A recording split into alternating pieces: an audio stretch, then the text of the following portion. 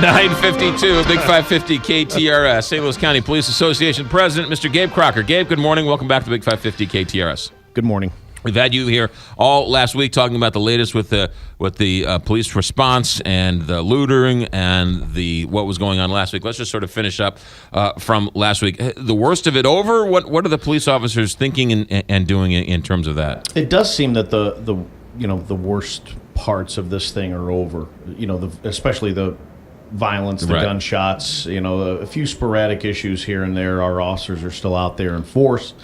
Still working 12-hour and 16-hour shifts, still major coverage throughout the metropolitan area, in particular Ferguson and some of the areas of North County.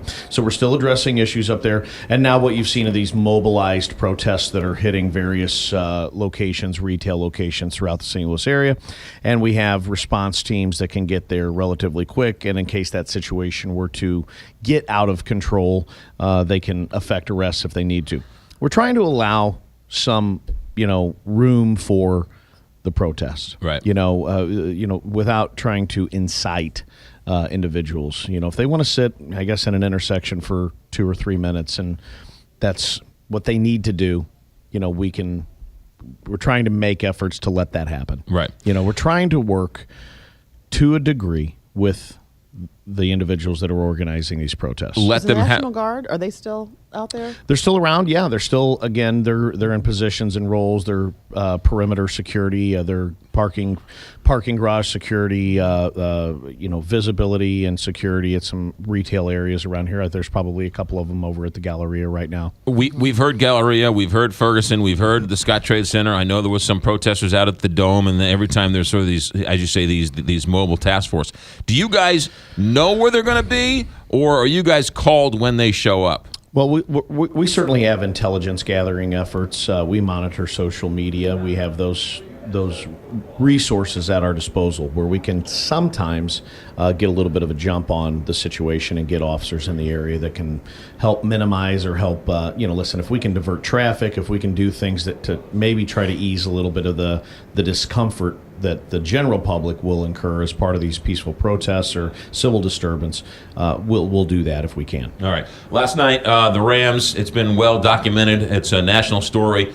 The Rams, 5 players, Tavon Austin, Stedman Bailey, Kenny Britt, Jared Cook, Chris Gibbons, all walked out of the tunnel yesterday with their hands up, and then it looked that Kenny Britt wrote Michael Brown on his wrist as well as on his other wrist, "My Kids Matter." It's been a national story. Jeff Rorta, the St. Louis City Police Officers Association, issued a statement, and his statement was profoundly disappointed in the players, and it goes on and on and on there. You represent the county police officers. Sure. Do you have an official response to what happened last night at the Edward Jones Dome? Well, certainly I'm going to echo a lot of the same sentiments that the business manager for the City Association, Jeff Rorta, put out there. I mean, this is really upsetting to a lot of officers, to first responders, to police officers in the St. Louis area. We have a pretty close relationship with a lot of the sports teams in St. Louis, and it's very, very disappointing to see these guys come out and do this. Now, this affects us on a lot of different ways here in St. Louis. I'll tell you, there's a lot of people out there that are just saying, hey, you know what? I just wanted to watch a football game. Let's escape from a lot of this stuff that's going on around us, get our mind off of it. And then it somehow creeps into this football game by the actions of these players, which I think was pathetic. I completely disagree with what they did. It's upsetting to the police officers and first responders. It's upsetting to the public, okay? But then you have people that go, well, it's a First Amendment thing, and they should be allowed. That doesn't apply. We're having these same issues with our citizen journalists and their First Amendment rights. They're clearly not aware of their rights because they interfere with police, they get in the way, and they think that the iPhone is a free pass to pretty much do whatever they want.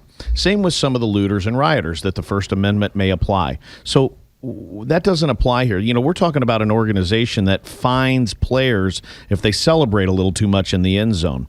And so it wasn't so much the fact, for at least in my viewpoint, that they did it. It's that here you have this organization. This is a pillar of St. Louis. It's an institution, if you will, in St. Louis. And these 5 players selfishly take it upon themselves to do something that really drives a wedge and throws into the community and throws gasoline on an issue that doesn't need to be inflamed. We're getting things calmed down. We're talking about the future. And then you have these players who are watched, very heavily in the local market here. And then, of course, in the stadium, but also nationwide. It drives a wedge in there. It doesn't do anything to help the situation. And they completely ignore the facts. They completely ignore the justice system. And they really... again, they inflame a situation and upset a lot of good people. By the way, and Facebook, somebody starts one of these boycott the Rams. I mean, it's 10,000 people in 24 hours. So there's a lot of people that are ticked off about this. Do you want an apology from these 5 players? Do you want an apology from the Rams? What are you looking for?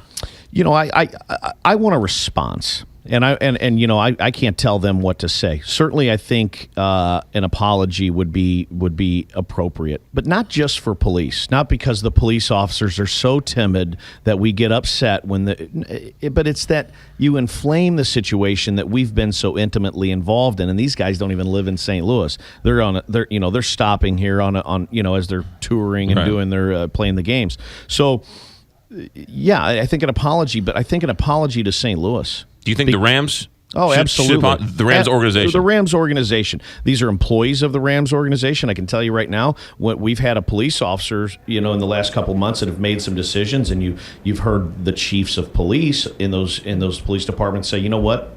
We're sorry for any pain. We're sorry for aggravation or upsetting you.